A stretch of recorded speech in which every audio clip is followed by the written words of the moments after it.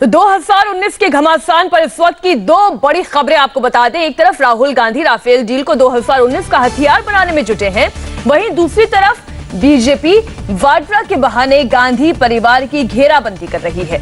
राहुल गांधी के जीजाजी आज जयपुर में ईडी के सवालों का सामना कर रहे हैं। बीकानेर जमीन घोटाले में वाड्रा से ईडी के अधिकारी सवाल जवाब कर रहे हैं।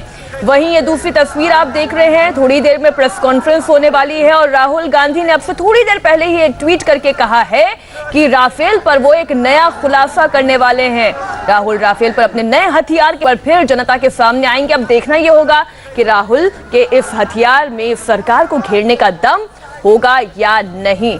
तो ये दोनों तस्वीरें आपके सामने हैं और कांग्रेस नेता अभय दुबे जी हमारे साथ जुड़े हुए हैं। अभय जी, क्या आपको जानकारी है क्या कि आज राहुल गांधी कौन सा नया खुलासा करने वाले हैं राफेल मुद्दे पर? देखिए मीनाक्षी जी, राहुल जी प्रेस कॉन्फ्रेंस करके वो डिस्क्लोजर दें, यही ज़्यादा अच्छा है। हम लोग उस प्रेस कॉन्फ्रेंस के पहले उस पर कुछ बात करेंगे उचित प्रतीत नहीं होता, मगर सिलसिलेवार जिस प्रकार राहुल जी ने खुलासे किए और रोज कांग्रेस पार्टी एक नया डिस्क्लोजर देती है, साथ साथ इंडिपेंडेंट मीडिया हाउसेस भी अपनी रिपोर्ट जारी कर रहे हैं। सवाल ये खड़ा होता है, पहले दिन से हमने कहा कि अप्रैल 2015 में अनाउंसमेंट प्रधानमंत्री जी ने कर दिया, जबकि कैबिनेट कमेटी ऑन सिक्योरिटी का अप्रूवल नहीं था। 24 जून 2015 को पुराना जो हाल के साथ एग्रीमेंट हुआ था उसको कैंसिल किया गया 24 जून 2015 को। उसके पहले ही प्राइम मिनिस्टर ने अनाउंस कर दिया था। उसमें से सिक्योरिटी क्लॉज हटा दिए, एंटी करप्शन के क्लॉजेस हटा दिए और ये डिफेंस सेक्रेटरी के पत्र का खुलासा हुआ कि उन्होंने डिसेंट नोट दिया था कि पीएमओ को पैरेलली इसको निगोशिएट नहीं करना चाहिए। लेकिन अभय दुबे जी, आपने उसमें डिफेंस मिनिस्टर मनोहर पर्रिकर का जवाब भी देखा होगा, आपने जी मोहन का बयान भी वापस सुना होगा जो उन्होंने स्पष्टीकरण दिया, आपने एसपीपी सिन्हा का इंटरव्यू भी सुना होगा।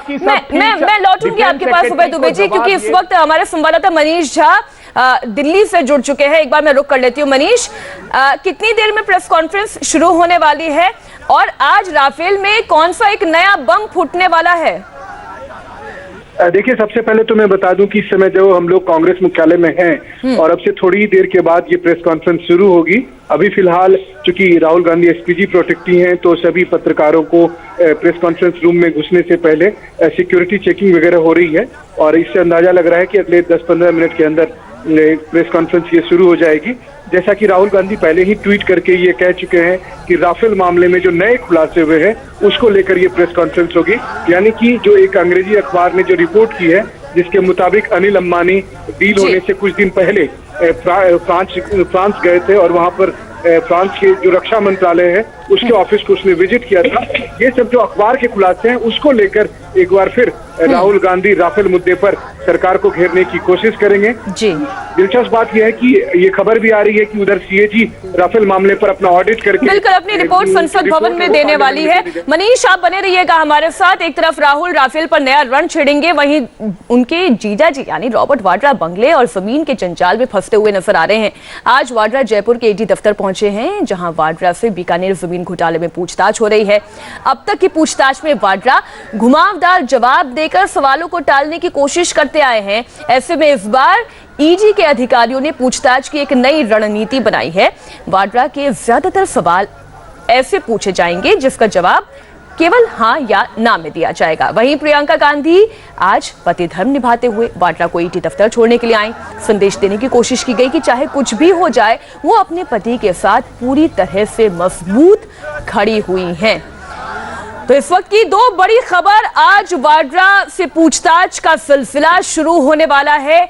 खुद प्रियंका गांधी उन्हें ईडी के दफ्तर छोड़ने के लिए आई। वो कल ही जयपुर पहुंच गई थी लखनऊ में अपने रोड शो खत्म करने के बाद। और वहीं जानकारी दिल्ली से ये कि राफेल के मुद्दे पर आज एक और नया खुलासा करने वाले हैं राहुल गांधी।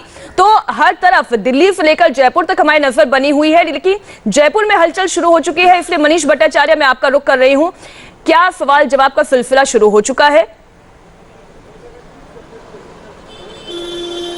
देखिए बिल्कुल सवाल जवाब का सिलसिला शुरू हो चुका है और अंदर लगातार पूछताछ जारी है। प्रियंका गांधी अंदर है, मोरिन वाड्रा अंदर है, रॉबर्ट वाड्रा अंदर है, उनसे ये सवाल जवाब पूछा भी जा रहा है।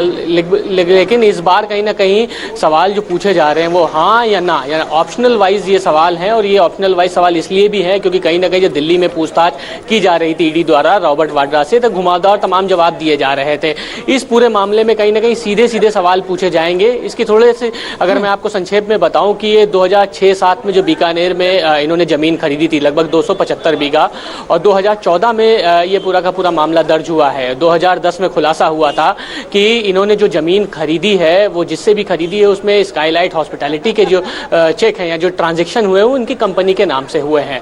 कुल मिलाकर भारी मुनाफा लिया है। जिस समय इसमें से एक जमीन जो कि 70 हेक्टेयर जमीन थी जिसकी कीमत इन्होंने बताई कि 72 लाख में खरीदी गई है और 3 साल बाद उसको लगभग 5.25 करोड़ रुपए में बेची, यानी लगभग 3.25 करोड़ साढ़े 3 करोड़ का मुनाफा हुआ है। ये तमाम इस तरीके के सवाल जो है वो ईडी इनसे पूछताछ करेगी कि जो ट्रांजैक्शन हुआ आपकी कंपनी द्वारा वो किसके नाम पे हुआ, किसको हुआ। महेश नागरे के ड्राइवर थे, उसके नाम पे ये जमीन खरीदी गई थी, उसको ये तमाम चेक हस्तांतरित किए गए, तो क्यों किए गए, क्या पहले से आपको पता था ये जमीन क्या सरकारी है, या तमाम जो फर्जी तरीके से जमीनों का आवंटन यानी मनीष अगर इसे सिंपल लैंग्वेज में अपने दर्शकों को समझाएं तो जिनके नाम पर जमीनों का आवंटन किया गया दरअसल वो लोग थे ही नहीं, गलत तरीके से जमीनों का आवंटन किया गया, आगे से आगे वो बिकती चली गई और इसी के जाल में रॉबर्ट वाड्रा भी फंस चुके हैं।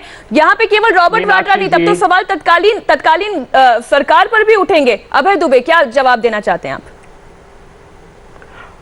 देखिए, एक तो आपके जो एंकर हैं वो गलत तथ्य रख रहे हैं। 2006-07 में वाड्रा जी ने वो जमीन खरीदी नहीं, वसुंधरा राजे की सरकार ने 2007 में उस जमीन को अलॉट किया।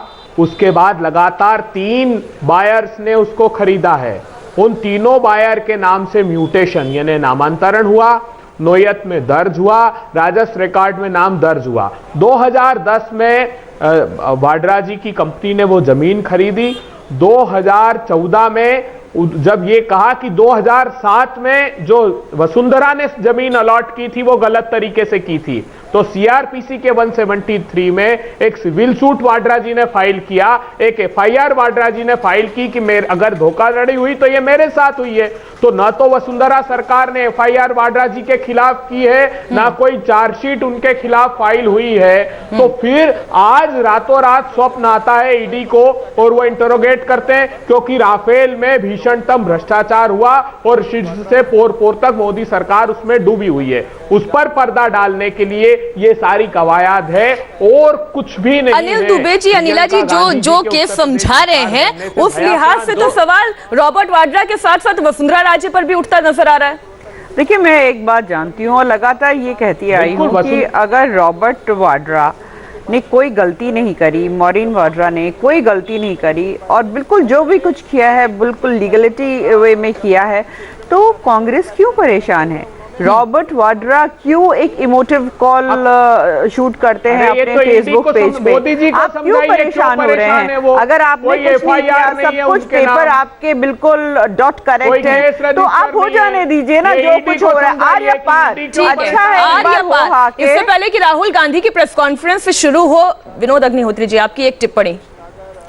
नहीं, देखिए, अनिला जी भी बिल्कुल सही कह रही हैं कि अगर उसमें कोई गड़बड़ नहीं है तो जांच से नहीं डरना चाहिए।